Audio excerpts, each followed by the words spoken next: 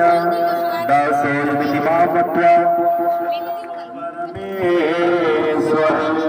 भगवती से प्रार्थना करना है कि हे मां कहते अपराध सहस्राणि क्रियन्ते हृदयसमया दासोऽयमिति मां मत्वा क्षमस्व परमेश्वरी की हे मां।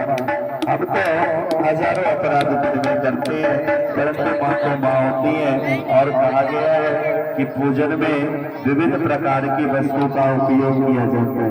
जितना सामर्थ्य हो, पंडित जी भी कह रहे थे कि अपने सामर्थ्य के हिसाब से दान अवश्य करना चाहिए। क्यों करना चाहिए? तो कहा गया है कि दान की गतियां कितनी है? 3 है। धन की जो गति है वो 3 बताया गया है।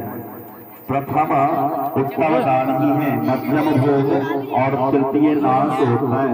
इसीलिए धन का जो है ना वो दान करना चाहिए। और वैसे भी शास्त्र में 10% दान का विधान है और दान देने से धन की शुद्धि हो जाती है। इसलिए सबसे पहले अगर हमारे मतलब एक दिन का 100 रुपये है ना तो उसमें से 10 रुपये अवश्य दान करना चाहिए। तो होगा क्या? तो धन की शुद्धि होगी। दूसरा भोग है, जितनी सांसारिक वस्तु है उसका आप उपभोग कर सकते हैं। नहीं तो तीसरा नाश है।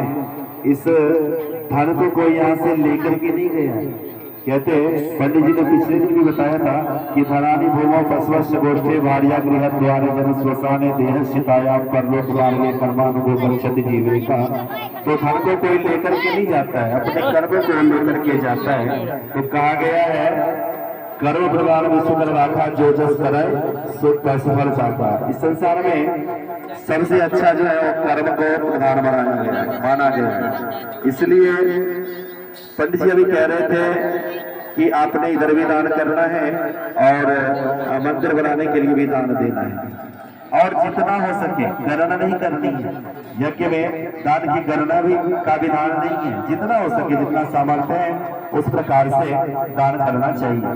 तत्पश्चात भगवती से प्रार्थना करना चाहिए। क्या? तो अपराध सहस्राणि क्रियन्ते हृदयसमया दासोऽयमिति मां मत्वा क्षमस्व परमेश्वरी की हे मां।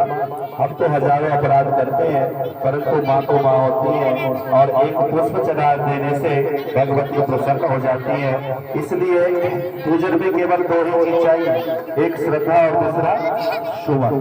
तीसरा कुछ हो ना हो उसका कोई मूल्य नहीं है। लेकिन अगर 2 चीज ना होना तो जितना मर्जी बड़ा यज्ञ हो सब निष्फल हो जाता है। अगर प्रेम नहीं है, श्रद्धा नहीं है तो किसी प्रकार का पूजन